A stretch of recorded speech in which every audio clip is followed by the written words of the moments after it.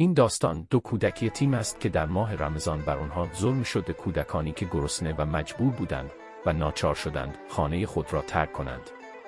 اما ببینید که خداوند چگونه بر آنها لطف کرد و سرنوشتشان را تغییر داد. این داستان ایمان شما را تازه می کند. زمان آرام روز بود، اما در این خانه کوچک گلی در نورپور امروز گویی قیامت برپا شده بود. در میان حویلی جنازه مادرشان که در چادر سفید پیچیده شده بود قرار داشت. صدای گریه و ناله در فضا پیچیده بود و غم سنگینی همه جا را فرا گرفته بود. در یک طرف احمد 7 ساله و خواهر کوچکش فاریه ایستاده بودند. چشمان هر دویشان پر از اشک بود. امروز انگار آخرین سایه حمایت هم از بالای سرشان برداشته شده بود. نگاه احمد بارها به سوی آن چادر سفید میرفت و فاریه بیتاب بود که به مادر نزدیک شود.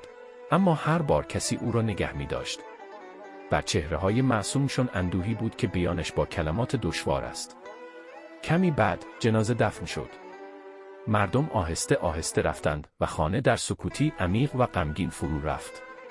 احمد و فاریه در گوشه یک اتاق نشسته و حق گریه می کردند. اشکهایشان بند نمی آمد.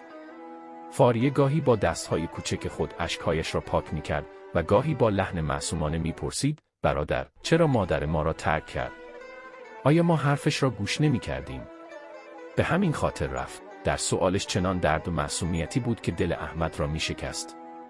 خودش هم غمگین و دل شکسته بود، اما باز هم دست محبت بر سر خواهرش کشید و با نرمی گفت: نه گلی، مادر از ما ناراض نبود. او ما را ترک نکرده. خداوند او را نزد خود برده است. کسانی را که خدا دوست دارد نزد خود می برد. احمد با فهم کودکانه خود سعی می کرد خواهرش را آرام کند. او تلاش می کرد دلداری بدهد، اما صدای خودش هم گرفته شده بود. دلش از غم پر بود و اشک‌های یاد مادر پیوسته در چشمانش می درخشید. در آن اتاق دو دل معصوم نشسته بودند که دنیایشان امروز ناگهان تغییر کرده بود. مادر احمد و فاریه زنی بسیار نیک دل و صبور بود. نامش سمیه بود، لحن نرم، چشمانی خسته، اما پر از محبت و چهره‌ای با صبر خاموش، نشانه‌های او بود. اما سرنوشت برایش آرامش کم و آزمون‌های زیاد نوشته بود، زیرا شوهرش فاروق اصلاً انسان خوبی نبود. در حرف‌هایش همیشه نیش و سردی وجود داشت. چند سال پیش به بهانه کار به دوبی رفت، زمانی که احمد و فاریه هنوز خیلی کوچک بودند، شاید 1 یا 2 ساله. سمیه در همین خانه گلی زندگی سختی را با تلاش فراوان گذراند.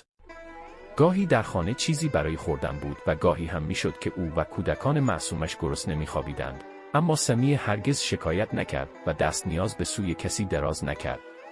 او همه چیز را در سکوت تحمل می‌کرد. فاروق حتی در دوبی هم هرگز به پشت سرش نگاه نکرد و 1 روپیه هم به خانه نفرستاد. بله، برای مادر و خواهرانش پول می‌فرستاد، اما برای سمیه و کودکانش هیچ مهربانی در دلش نبود. پولی را که به دست می آورد صرف همان دختری می کرد که پیش از ازدواج دوستش داشت. از سوی دیگر سمیه این ظلم را خاموشانه تحمل می کرد، اما رفتار خانواده شوهر روز به روز سخت‌تر می شد. ظلم مادر شوهر از حد گذشته بود و زنهای دیگر خانه تمام کارها را بر دوش او می انداختند. از صبح تا شام 1 لحظه هم آرام نمی نشست. گاهی حویلی را پاک می کرد، گاهی غذا می پخت، گاهی لباس می شست. و با وجود همه اینها حتی 1 کلمه شکایت بر لبانش نمی آمد. در آن زمان احمد 7 ساله بود و فاریه فقط 5 سال داشت. هر دو مادرشان را شب و روز در حال کار می دیدند. دلهای کوچکشون همه چیز را کاملا درک نمی کرد، اما خستگی مادر و اشکهای پنهانش را حس می کردند. و امروز همون مادر برای همیشه از آنها جدا شده بود. سایه‌ای که با وجود همه سختی‌ها آنها را در آغوش خود پنهان می‌کرد، از بالای سرشان برداشته شده بود. دیگر کسی برایشان باقی نمانده بود. با مرگ سمیه هم فاروق به پاکستان نیامد، انگار هیچ احساسی در دلش باقی نمانده بود. این گونه احمد و فاریه زیر رحم و کرم مادر بزرگ و عمه‌هایشان ماندند. تا زمانی که مادرشان زنده بود، خودش ظلم را تحمل می‌کرد، اما نمی‌گذاشت آسیبی به کودکانش برسد. اما حالا اوضاع تغییر کرده بود. اکنون صبح زود احمد را بیدار می کردند. او در این سن کم به طرف تویله می رفت، اونجا را پاک می کرد، سطلها را از آب پر می کرد و جلوی حیوانات می گذاشت. در حالی که در دستان کوچک او باید اسباب بازی می بود. اما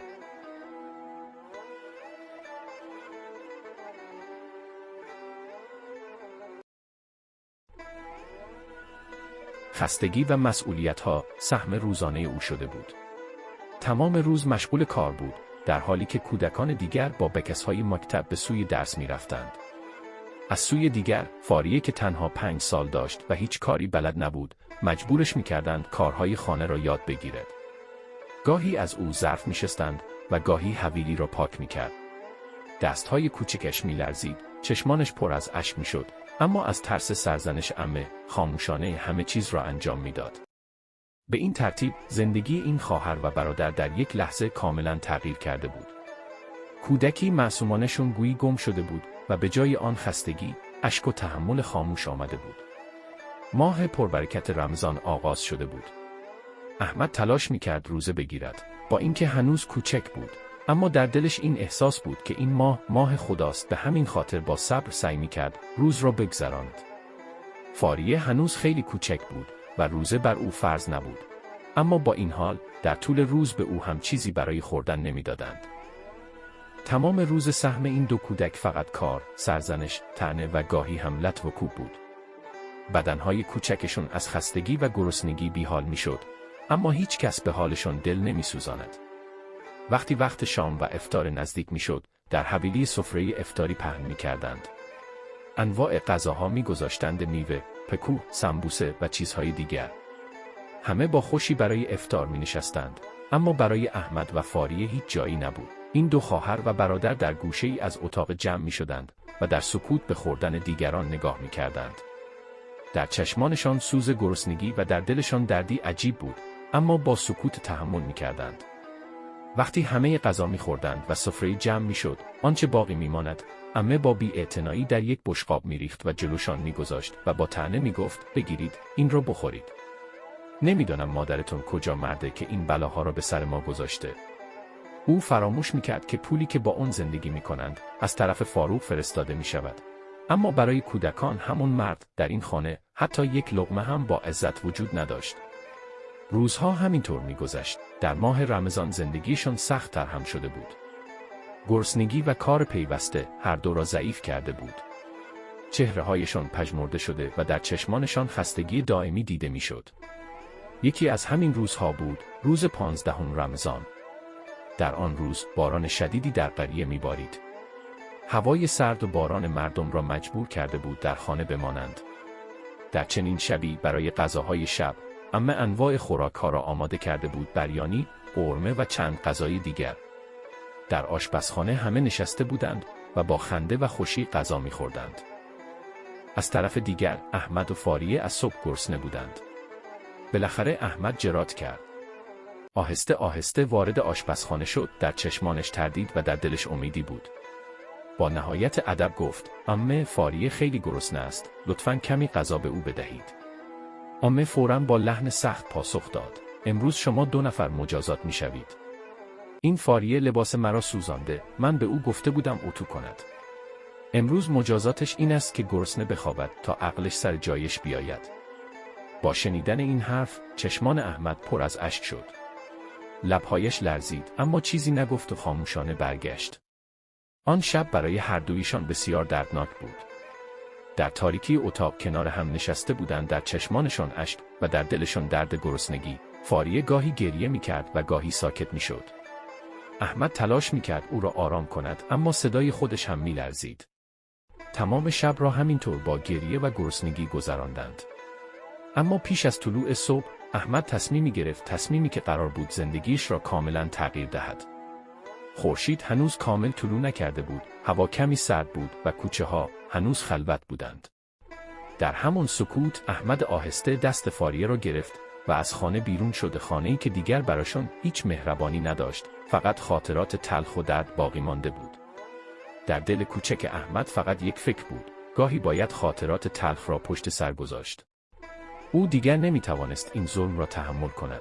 دست خواهرش را گرفت و از کوچه‌های قریه گذشت تا خیلی دور شدند و سرانجام به ایستگاه قطار رسیدند. احمد وقتی قطار بزرگی را دید، چند لحظه ایستاد. می‌دانست بدون تکت اجازه سوار شدن ندارد، اما راه دیگری هم نداشت. دست خواهرش را محکم گرفت و آهسته وارد قطار شد. یک واگن خالی پیدا کرد و زیر چوکی‌ها پنهان شدند. فاریه هم ترسیده کنار او نشست. در چشمانش ترس و خستگی پیدا بود. از گرسنگی سرش گیج میرفت، اما خاموش کنار برادرش مانده بود. چند لحظه بعد صدای سوت قطار بلند شد و قطار حرکت کرد. قریه آرام آرام پشت سرشان جا میماند. پس از حدود 1 ساعت مأمور تکت داخل قطار آمد. وقتی به زیر چوکی ها نگاه کرد، احمد و فاریه را دید و با خشم اونها را بیرون کشید و گفت: شما آدمهای فقیر در قطار چه میکنید؟ وقتی پول تک ندارید چرا سوار میشوید؟ حرفهایش مثل تیر به دل احمد خورد. چشمانش پر از اشک شد، اما چیزی نگفت. فاریه هم از ترس به لباس برادرش چسبیده بود. در ایستگاه بعدی آنها از قطار پیاده شدند. تنها، خسته و با چشمانی اشک آلود در یک جای ناآشنا ایستاده بودند. نزدیک ایستگاه یک بازار کوچک بود. احمد فاریه را کنار پیاده رو نشاند. اطرافشان شلوغ بود، اما دلهایشان فقط پر از خستگی و سکوت بود. فاریه از گرسنگی ناتوان شده بود. چهرهش زرد و ضعیف شده بود. احمد با دیدن حال خواهرش گفت: نگران نباش فاریه، من برایت غذا میآورم. احمد نگاهی به خواهرش انداخت و دلش انگار در مشت فشرده شد. با جرأت آهسته گفت: نگران نباش فاریه، من برایت چیزی میآورم. سپس از جای خود بلند شد. وقتی راه میرفت، چشمش به یک رستوران بزرگ افتاد. چند لحظه در کنار در ایستاد، گویا جرأت جمع میکرد. سپس آهسته وارد شد و با تردید به صاحب رستورانت گفت: آقا، میشود کمی غذا بدهید؟ مرد از سر تا پا احمد را نگاه کرده، موهای ژولیده، لباسهای کهنه و چهره خسته‌اش را دید و با لحن سرد پرسید: پول داری؟ احمد سرش را پایین انداخت و با صدای آهسته گفت: پول ندارم، اما اگر کاری به من بدهید انجام میدهم و در عوض غذا بدهید. صاحب رستورانت با لحن سخت گفت: برو بیرون، اینجا جای گداها نیست. دیگر خودت را نشان نده. این حرفها اشک را در چشمان احمد جمع کرد. او خاموشانه برگشت و فهمید دنیا بدون مادر چقدر بیرحم است. هنگام حرکت، چشمش به دست فروشی میوه افتاد. مرد میوه فروش با دیگری صحبت میکرد و میخندید. احمد به یاد حال گرسنه فاریه افتاد و تنها یک فکر در دلش بود: گرسنگی خواهرم. او آهسته جلو رفت، یک سیب برداشت و دوید. صدای فریاد و دنبال کردنش بلند شد. دو زد. بگیریدش. مردم به دنبال او دویدند. احمد با تمام توان میدوید، اما ضعف و گرسنگی پاهایش را لغزان میکرد. ناگهان زمین خورد و اطرافش جمعیت ایستاد. میوه فروش با عصبانیت فریاد زد: این دزد است. از دست فروشی من میوه دزدیده و فرار میکند. چشمان احمد پر از اشک و دلش پر از ترس بود. نمیدانست اکنون مردم با او چه خواهند کرد. برخی گفتند او را به پلیس بسپارید.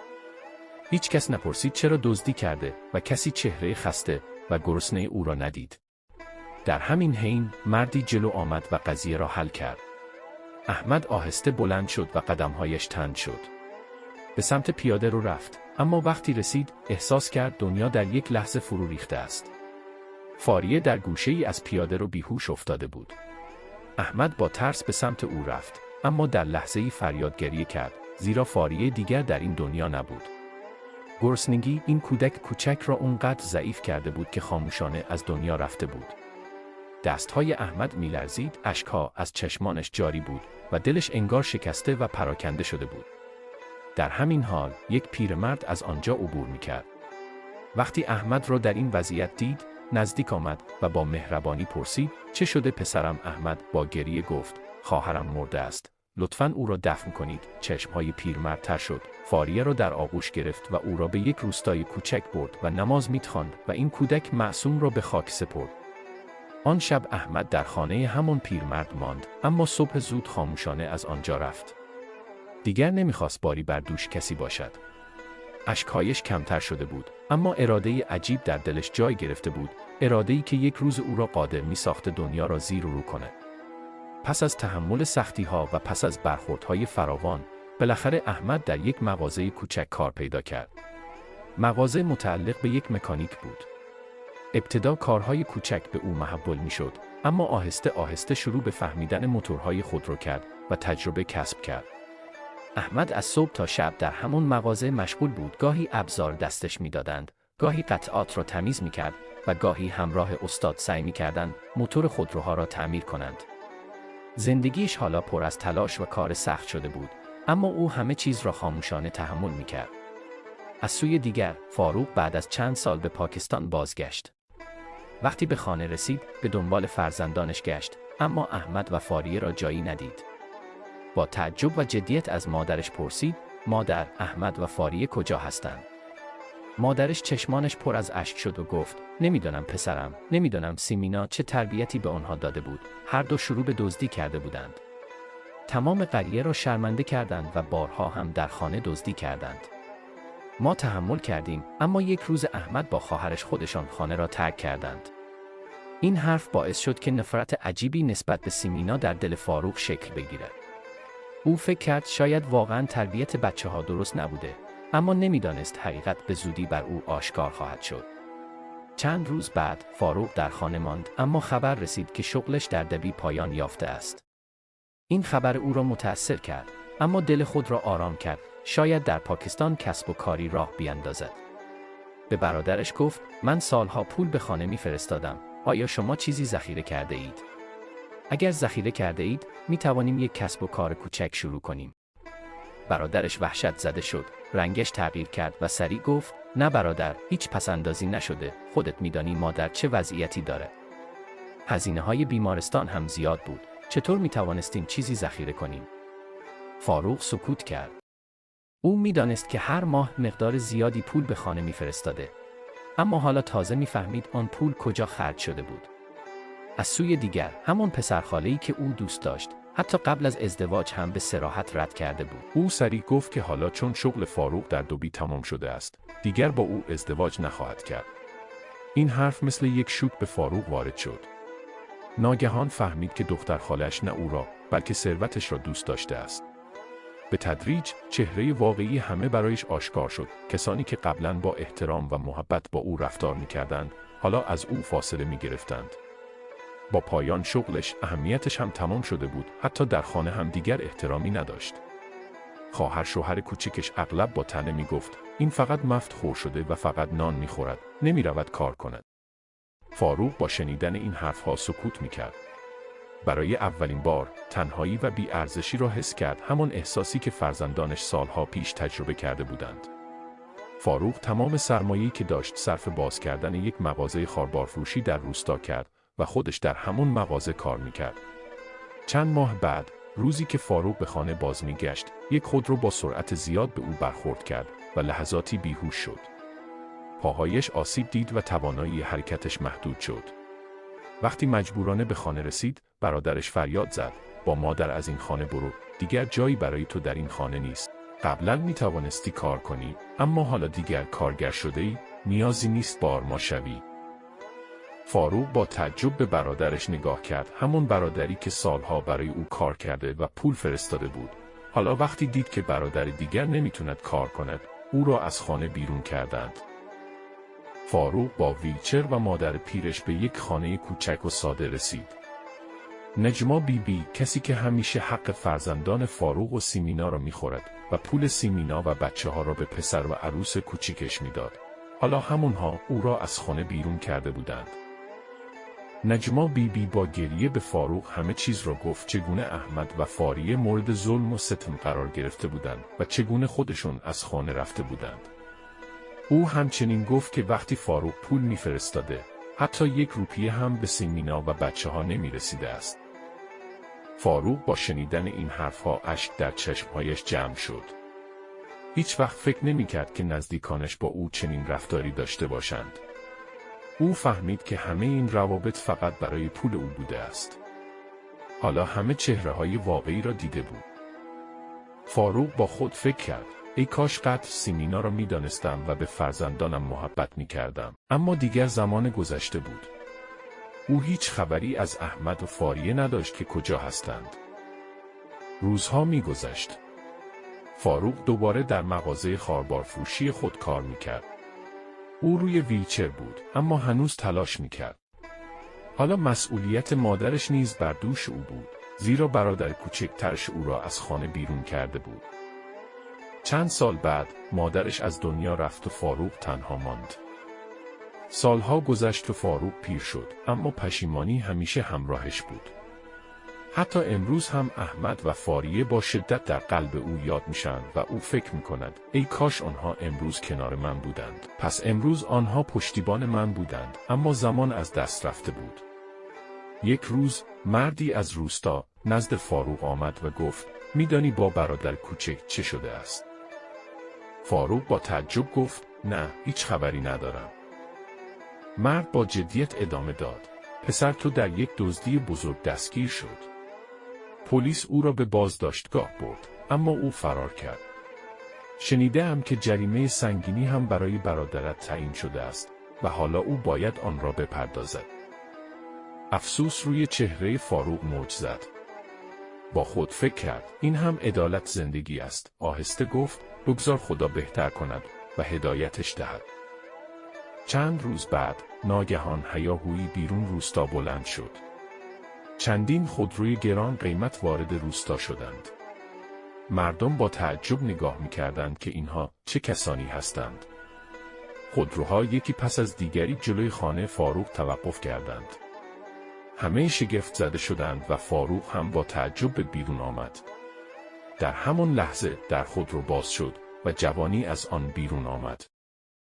او لباسهای گران قیمت پوشیده بود و با جدیت به فاروق نگاه می‌کرد. چهره او دقیقاً شبیه احمد در جوانی بود. قلب فاروق تن تند می‌زد. در لحظه بعد او با گریه شدید به پا ایستاد، دستها را به دعا بلند کرد. اشک از چشمانش جاری شد و تنها یک جمله گفت مرا ببخش فرزندانم، من گناهکارم، به خاطر من خیلی چیزها را تحمل کردی. احمد آهسته جلو رفت، دستهای فاروق را گرفت و گفت من شما را میبخشم چون شما پدر من هستید. اگر پدر من نبودید هیچ وقت شما را نمیبخشیدم. آنچه مادرم تحمل کرد و آنچه خواهرم پرداخت دیگر هیچ بخشی ندارد. فاروق با لحنی لرزان پرسید فاریه کجاست؟ چشمان احمد پر از درد شد. او خاموشانه فاروق را به داخل خانه برد. داخل خانه اشکهای احمد ادامه داشت و او با گریه همه داستان را برای فاروق تعریف کرد. چگونه با فاریه از خانه خارج شد، چگونه گرسنگی و مشکلات جان خواهرش را گرفت و چگونه خودش روز و شب کار کرد، در شغل مکانیکی تلاش کرد و کمی پول جمع کرد تا کسب و کاری کوچک راه اندازی کند. امروز احمد صاحب چندین نمایشگاه شد. فاروق با تعجب و شرمندگی به او نگاه می‌کرد. او فهمید که بی‌توجهی و کوتاهی خودش چه بهایی داشته و چه کسی آن را پرداخته است. احمد نگاهی به فاروق انداخت و گفت می‌بینی؟ همه آنچه من تحمل کردم پاداش صبرم امروز به من رسید. سختی‌های زندگی من را قوی ساخت و خداوند نتیجه تلاش‌هایم را داد. فاروق فقط سرش را پایین انداخت، در دلش پشیمانی بود، اشک در چشمانش و حقایق بر او آشکار شده بود. دل فاروق در آن لحظه مثل اینکه می‌سوخت و اشک‌هایش بی‌وقفه جاری شد. او با گریه دستهایش را به علامت طلب بخشش به سمت احمد بلند کرد و گفت مرا ببخش فرزندانم، من گناهکار شما بودم، به خاطر من این همه اتفاق افتاد. احمد با دل بزرگ فاروق را تسلی داد و گفت من شما را میبخشم چون شما پدر من هستید. فقط دعا میکنم خداوند دل شما را پاک نگه دارد. سپس احمد با فاروق سفر به شهر را آغاز کرد. فاروق تاوان گناهان زندگیش را پرداخته بود. در همین زمان نظیر برادر کوچک فاروق و زن او نیز پیامدهای کارهای خود را تجربه می‌کردند. اونها که زمانی بر احمد و فاریه ظلم کرده بودند، حالا فرزندانشان از بین رفته بودند و زندگی تنهایی و محرومیت در انتظارشون بود. این داستان نشان داد که خداوند همیشه عدالت را اجرا می‌کند. هر کسی همان گونه رفتار کند، همان را دریافت خواهد کرد. انسان همان را می‌کارد که انجام می‌دهد و خداوند هرگز ظلم را بر بندگانش نمی‌بخشد. زندگی احمد ثابت کرد که خداوند همیشه با بندگانش است و هیچگاه کسی را در سختی‌ها تنها نمی‌گذارد. او با صبر، تلاش و ایمان نتیجه کار خود را دریافت کرد. این داستان نه فقط یک عبرت بلکه نوری از ایمان است که هر کس در مسیر حق قدم بردارد و صبر پیشه کند، خداوند هرگز او را تنها نمی‌گذارد. اگر داستان امروز برای شما جالب بود و قلبتان را لمس کرد، کانال را سابسکرایب کنید و در کامنت ها به ما بگید که داستان چگونه بود.